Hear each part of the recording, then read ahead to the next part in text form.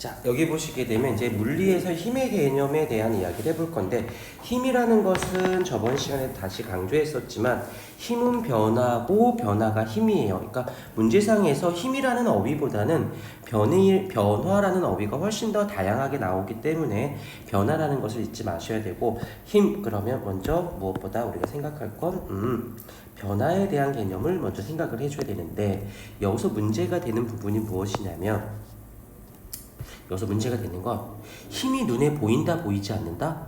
그래요. 힘은 눈에 보이지 않아요. 보이지 않기 때문에 누구한테 보여줄 수 있는 표현을 해줘야 되거든. 그때 최소한의 표현을 하기 위해서 필요한 것이 바로 힘의 3요소라고 얘기해서 누가 되냐면 힘의 크기라는 단어보다는 얼마큼 주었니?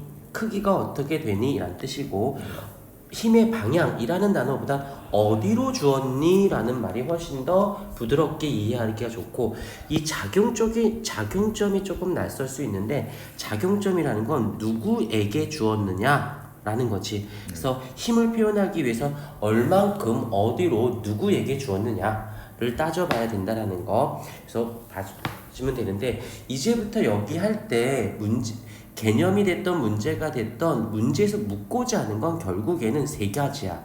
얼마큼이냐, 어느 쪽이냐, 누구에게냐, 이 세 가지를 따지는데, 이제 그것만 가지고 얘를 해석하는 거야. 합력이라는 게 알자힘이라고 해서, 요 알자힘은 우리가 시그마 F로 쓰게 되어지는데, 합력, 알자힘이라는 개념은 무엇이냐? 한 물체에 여러 힘이 작용할 때 물체 작용한 모든 힘을 합한 것, 즉 다시 말하면 여기에서 힘을 합한 것을 우리는 합력 또는 알자힘이라고 얘기합니다.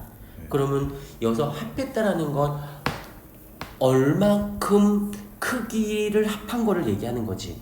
근데 여기에서 지금 이 합했다의 개념에서는 얼만큼이라는 개념도 있지만, 여기에 정작 중요한 건 어느 쪽이라는 개념도 반드시 갖고 들어가야 돼요. 집중해. 어디 들을 건데. 자, 이때 봐봐. 같은 방향으로 두 힘의 합성, 같은 방향이지. 이걸 보자. 이쪽 어떤 물체가 얘가 이렇게 놓여져 있는데, 이 물체의 힘의 세기를 10N을 주었고 20N을 주었어. 그리고 얘도 10N을 주었고 얘도 20N을 주었어. 그러면 힘을 준 10N, 20N 세기는 둘 다 이 왼쪽 그림이든 오른쪽 그림이든 같지. 그런데 이쪽에서는 얘는 30N으로 작용을 한다라는 거 정도는 이해할 거고, 여기서는 10N으로 작용한다라는 거 정도는 알 거예요. 이유가 뭐야? 여기서는 같은 방향이니까 합해진 거고, 여기선 반대의 방향이니까 빼진 거지. 그렇다면 얼만큼이 더 중요한 것 같아? 어느 쪽이 더 중요한 것 같아? 그치, 그쪽이 변화율이 나타나는 게 되는 거잖아. 이랬을 때 이걸 합했을 때를 우리는 알자힘이라고 하고, 그렇다면 이거 10N, 20N도 힘이긴 힘이잖아. 힘이긴 힘인데 어떤 힘이야? 그냥 외력. 조금 다른 말로 해볼게. 그냥 준 힘이야. 이거를 조금 더 일상적으로, 얘는 변화시킨 힘. 그래서 어휘상으로 약간 수학적 관점 말고 언어적인 접근으로 가자. 준 거니, 변화된 거니, 힘이긴 힘인데 힘은 변화야. 근데 거기서 끝나지 말고 난이도가 낮은 문제는 준 힘과 알자힘이 같은 값으로 알려줘. 고민할 건 없어져. 그런데 문제 난이도가 좀만 올라가면 준 거랑 변화된 거랑은 다를 수 있는 거지. 그치? 준 거랑 변화된 게 다르잖아. 준 거랑 변화된 게 다르잖아. 그러면 선생님 입장에서 준 힘으로 문제 낼래? 변화된 힘으로 문제를 낼래? 이건 당연히 본인이 선생님이라면 당연하겠지.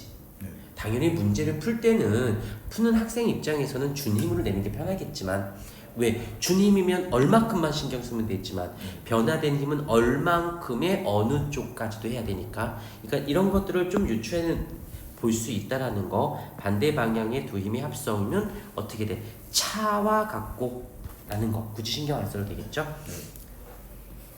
오케이, 살짝 한번 끊었다가 다시 가도록 하겠습니다.